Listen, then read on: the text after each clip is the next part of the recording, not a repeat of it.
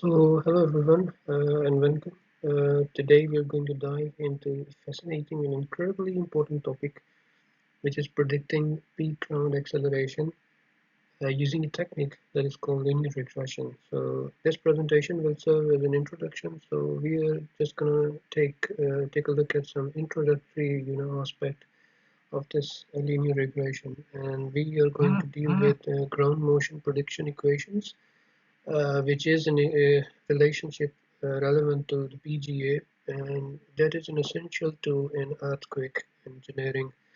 And by the way, if you're new to this channel, I am Saad Iqbal, and you're watching my YouTube channel.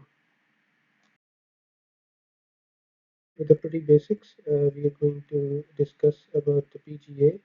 So simply put, the PGA is the maximum acceleration that is experienced by the ground during an earthquake. So simply put, this PGA is actually the maximum acceleration that will be experienced by the ground during an earthquake. So imagine that you've got a ground that is moving back and forth or up and down, and during the earthquake, the PGA it captures the strongest jolt that you're going to face because of the earthquake. But the question is that what is the significance of it, or why actually we need to understand and why do we need to study about the PGA? So peak ground acceleration (PGA) is actually a crucial parameter for seismic design of structures. So this PGA it helps engineers to understand that in case that we're constructing or designing a building, so in case we have got some earthquake, so how that building will experience the forces because of that earthquake. And it is also vital for general earthquake engineering and hazard assessment, so that tell us that how intense shaking might be because of a particular location of because of the earthquake at a particular location. So now, in terms of the units, yes, we actually measure the PGA in terms of G. That means that it is some percentage of G, or like you can say that 0.6 G or something. So it's a percentage of G, and G is actually this ground acceleration due to gravity. And the unit it is expressed is mostly it is adopted worldwide is called, which is a centimeter per second square. So now let's see why we need to predict the PGA value. I mean, GMPs, which is ground motion prediction equations. So why there is a need that we need to predict the PGA value?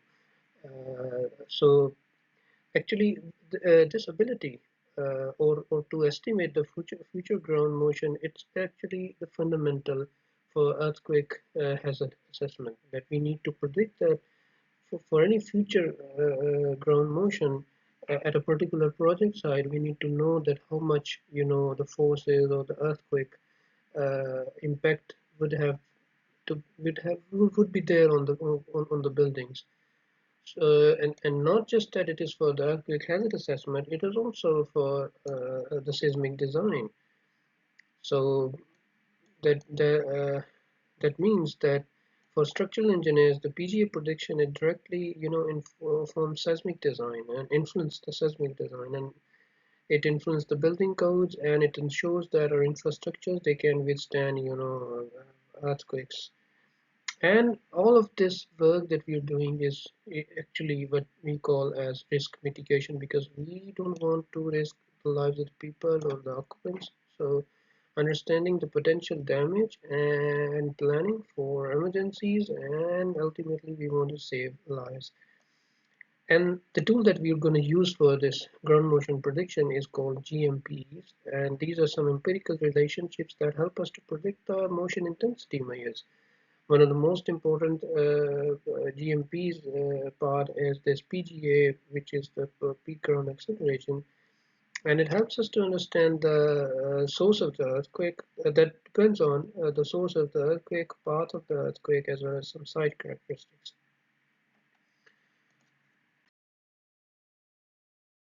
Actually, whenever you actually if this is the first time that you're seeing a relationship or a graph of PGA, so let me give you an introduction. So what this graph is showing is that we have got epicentral distance, which we have represented with R, and this y-axis we have got the PGA, which is peak ground acceleration, we usually we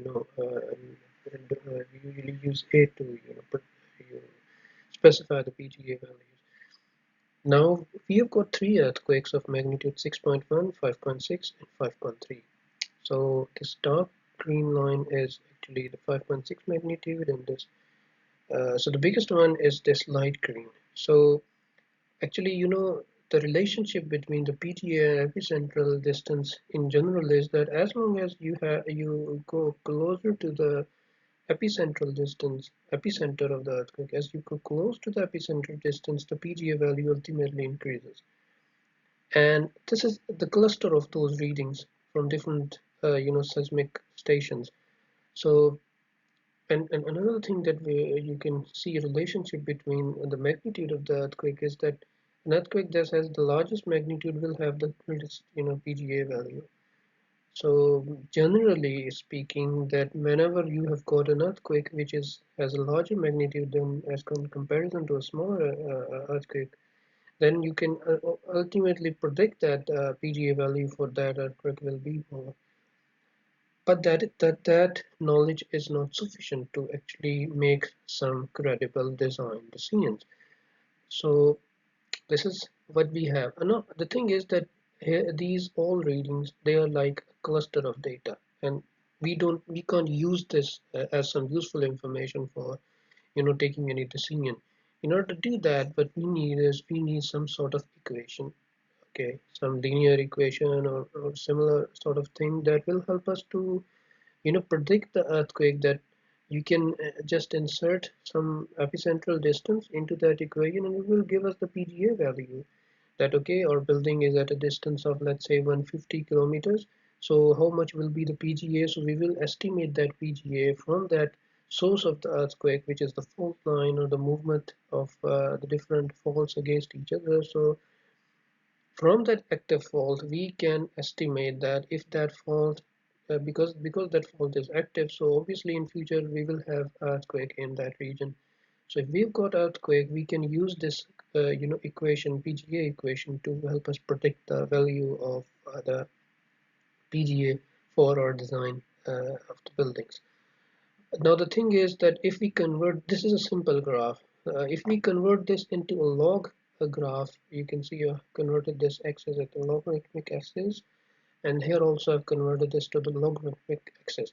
So if you convert this into logarithmic axis, then you can get a little bit of inclined behavior showing that it is following some sort of linear relationship, but still it is not the actual sort of thing that can be helpful for us. We need a clear equation or a clear line, that is what we're going to do with the help of linear regression, that we will do later in this topic, this lecture.